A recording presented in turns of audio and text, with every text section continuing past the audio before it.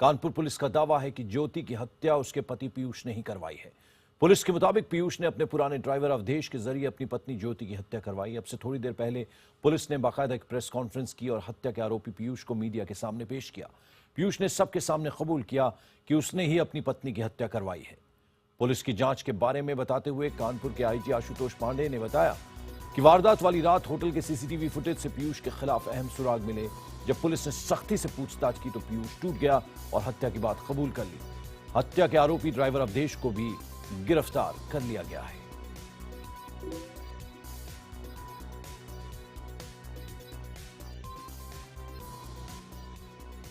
जब उसको बताया गया कि तुम बीच में 15 मिनट के लिए बाहर 20 मिनट के लिए बाहर निकले हो, तो ये डिनाई पूरा करता रहा। फिर इसको वीडियो फुटेज दिखाया गया सीसीटीवी का, तब ये फिर टूटा है। तो वो वीडियो फुटेज हमारा जो है सीसीटीवी का, वो सबसे इम्पोर्टेंट इन्वेस्टिगेशन का पार्ट रहा, जिसमें कि ये टूटा और इसने फिर एक्सेप्ट किया कि हाँ हम गए थे।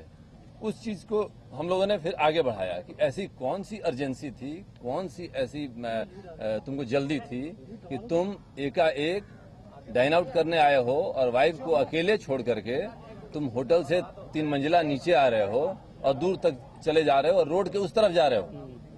एक तो वाइफ को छोड़ करके जा रहा है, दूसरा रोड के उस पार जा रहा है। तो ऐसी कौन सी ऐसी बात हुई है कि तुम रोड के उस पार जा रहे हो? तुम तो बात भी करना था तो तुम उस पर बात करते, स्टेयर्स पर आकर बात करते, जो लैंडिंग से उस पर बात करते, बाथरूम में जाते, और भी बहुत जगह थी। नीचे उतरना, नीचे उतर के रोड क्रॉस करना, रोड क्रॉस करके भी थोड़ा दूर जाना, और जो सीसीटीवी कैमरे हैं उसके आउट ऑफ फोकस जाना। तो इस पर फिर इन्वेस्टिगेशन हुआ। तब इसने बताया कि हमने आदमी जो अवधेश था, हमने उसको बुलाया था और उससे बहुत जरूरी बात करनी थी, हमें उससे बात करनी थी। फिर हम लोगों ने कॉल डिटेल निकाला, तो कॉल डिटेल जो आ रहा था वो एक दूसरी महिला का आ रहा था। तो हम अभी तो तुम बात कर रहे थे महिला से, अभी बता रहे हो कि हम अवधेश से मिलने जा रहे थे। तो फिर ये चीजें खुलती चली गई। तो अब जो चीजें ये निकल कर आई हैं कि ये शाम 6 से लेकर के और 9:55 तक अवधेश से करीब 6 से 8 बार बात किया है। 9:55 तक 6:22 से लेकर के 9:55 तक इसने बात किया है। 7-8 बार अलग नंबर से और फिर उसमें जो बातचीत हुई है इसकी, उसमें हमने फिर पूछा कि एक ड्राइवर से इतनी ज्यादा बातचीत क्यों हो रही जब तक तुम्हारा ड्राइवर नहीं है? तो इसने कहा कि हमको ड्राइवर की जरूरत थी, क्योंकि हम लोग उस समय कहीं ड्राइव पर जाने वाले थे। तो ड्राइव की बात करके ये ड्राइवर को बुलाता है। फिर ये बात हुई कि जब इसने बात किया है 9:55 पर, तो 9:56 पर फिर अपनी दूसरी एक महिला मित्र से बात कर रहा है। तो उस महिला मित्र से तुमने क्यों बात किया? बात करने के तुरंत बाद ही 9:56 पर तुम बात कर रहे हो। तो फिर इसने बताया कि वो उस महिला मित्र से इसकी शादी की बात चल रही थी और ऑलमोस्ट शादी पक्की थी, लेकिन जो कुंडली नहीं मिलने के कारण ये शादी इसकी नहीं हो पाई, जिसके चलते लेकिन उसके संबंध बने रहे और इसके मानसिक संबंध भी थे और शारीरिक संबंध भी थे। ये दोनों चीजें इसने बताई। फिर और वो महिला मित्र इसके घर के बगल में ही रहती है। उससे जो बातचीत हो रही थी, उसने 9:56 में जो बातचीत हो गई, उसके बाद ये गया है उसको अपना ब्लैकबेरी का मोबाइल फोन देने के लिए, करीब 10 बजे के आसपास।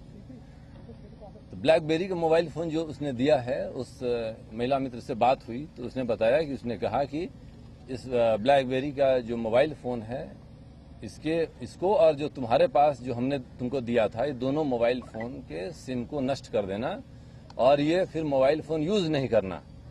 तो इतना बड़ा एविडेंस अभी उस महिला को भी पुलिस ने पूछताछ के लिए बुला लिया है।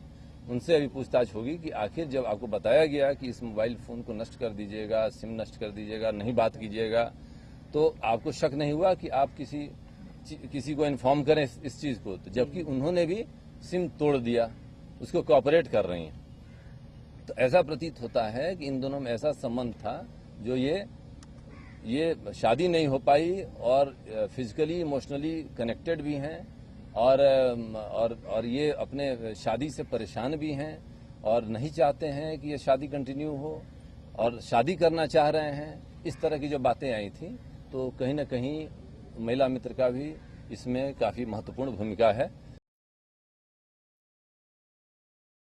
पुलिस की मौजूदगी में आरोपी पीयूष ने हत्या की बात कबूल की। सुनिए क्या कहा पीयूष ने। किसने मारा बताओ? अवधेश और उसके तीन चार साथी ने। अवधेश किसका ड्राइवर है? हमारे घर के बगल में पहले गाड़ी चलाता था। कौन है तुम्हारे घर के बगल में कौन रहता है? हरीश माखीजा। उनके घर के बगल में साल भर पहले वो छोड़ चुका था, लेकिन उसका नंबर मेरे पास था। और हमारे सहयोगी शलमनी त्रिपाठी कानपुर से इस वक्त हमारे साथ जुड़ रहे हैं। शलभ, कानपुर पुलिस ने साफ पर्दाफाश कर दिया है इस पूरे ज्योति हत्याकांड का। क्या कुछ और बताया पुलिस ने प्रेस कॉन्फ्रेंस में? देखिए, पुलिस उस जगह पर गई है जहां पर ज्योति और पीयूष खाना खाने गए थे, वो रेस्टोरेंट जहां पर आखिरी बार इन लोगों ने खाना खाया है। वहां पर पुलिस गई है, सीसीटीवी फुटेज तमाम चीजें वहां से ले रही है। उसके अलावा जो आरोपी ड्राइवर है जिसके ऊपर हत्या का इल्जाम है अवधेश, उसे गिरफ्तार कर लिया गया है। और अब से कुछ देर बाद ये माना जा रहा है कि आईजी जोन आशुतोष पांडे उसको मीडिया के सामने पेश करेंगे। अभी उससे पूछताछ चल रही है और पूरी घटना का सीक्वेंस इकट्ठा किया जा रहा है, क्योंकि ये एक सवाल उठ रहा है कि जो होंडा अकॉर्ड गाड़ी थी उसमें अवधेश आगे बैठा हुआ था और ज्योति और पीयूष पीछे बैठे हुए थे, और ड्राइविंग सीट के ठीक बगल में एक अवधेश का दोस्त बैठा हुआ था। तो क्या आगे से बैठ इस तरह चाकू चला पाना कितना मुमकिन था अवधेश के लिए, ये एक सवाल खड़ा हुआ है प्रेस कॉन्फ्रेंस के दौरान। और इसको लेकर पुलिस अब इसका जवाब तलाश रही है। अवधेश से लगातार पूछताछ हो रही है कि सीटिंग अरेंजमेंट क्या था, कैसे कौन किस तरह बैठा था, और जिस वक्त की घटना हुई है उस वक्त पीयूष क्या गाड़ी में बैठा था या पीयूष गाड़ी के बाहर था, इसके अलावा आला कत्ल की बरामदगी भी इसके लिए अगला टास्क है। शुक्रिया इस अपडेट, इस जानकारी के लिए आपका शरफ। और कानपुर में करोड़पति बहू के कत्ल के बाद सनसनी फैल गई थी। ज्योति का पति पीयूष लगातार कह रहा था कि उसकी पत्नी का अपहरण कर हत्या की गई। आखिरकार पुलिस ने पीयूष के झूठ की पोल खोल दी। पुलिस ने साफ कर दिया कि ज्योति की हत्या के पीछे उसके पति पीयूष का ही हाथ है। आइए अब आपको बताते हैं कि आखिर उस रात हुआ क्या था। हम लोग खाना खा के निकले, खाना खा के थोड़े आगे बढ़े ही थे, गाड़ी के दोनों शीशे खोले हुए थे। थोड़ी आगे बढ़े, कुछ लड़के आए बाइक से, गाली गलौज हुई, ठोकर हुई, मुझे मारा, गाड़ी से धक्का दे दिया, मेरी वाइफ को लेके चले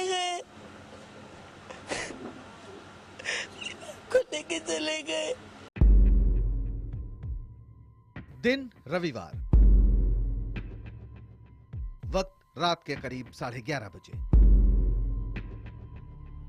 जगह कानपुर के रैना मार्केट का एक रेस्टोरेंट।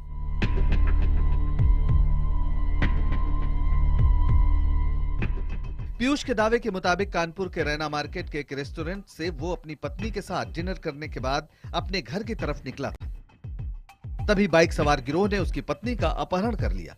पुलिस को जैसे ही इस हाई प्रोफाइल अपहरण कांड की इत्तला मिली, फौरन शहर की नाकेबंदी कर दी गई। आखिरकार घटना के करीब 1.25 घंटे के बाद पीयूष की कार को पुलिस ने कानपुर के पनकी इलाके से बरामद कर लिया। लेकिन जैसे ही पुलिस वालों ने कार के भीतर झांका, उनके होश उड़ गए। कार के भीतर पड़ी थी पीयूष की पत्नी ज्योति की लाश।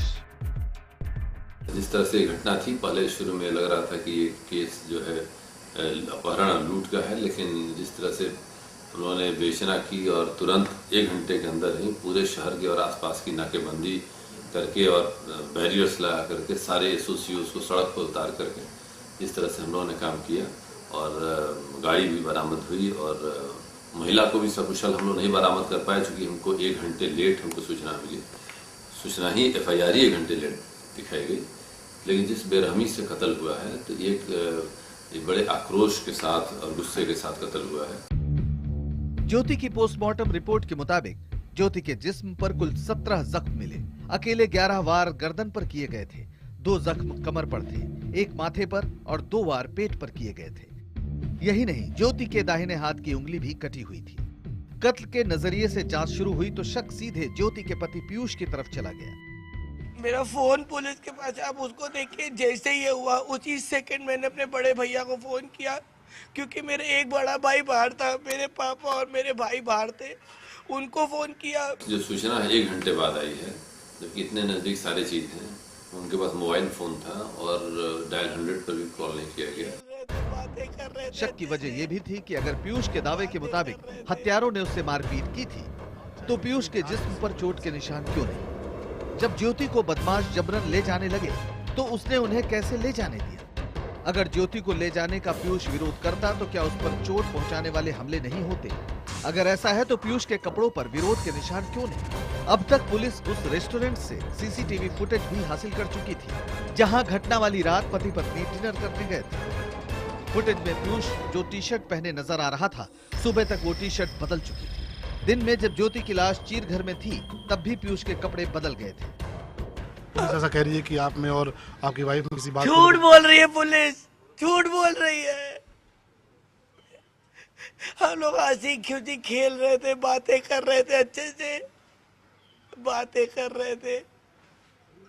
आप चाहेंगे कि ये जांच किसी और एजेंसी के थ्रू हो? पुलिस पर आपको यकीन नहीं है तो? मुझे पुलिस पे बिल्कुल भरोसा नहीं है, बिल्कुल भरोसा नहीं है पुलिस पे।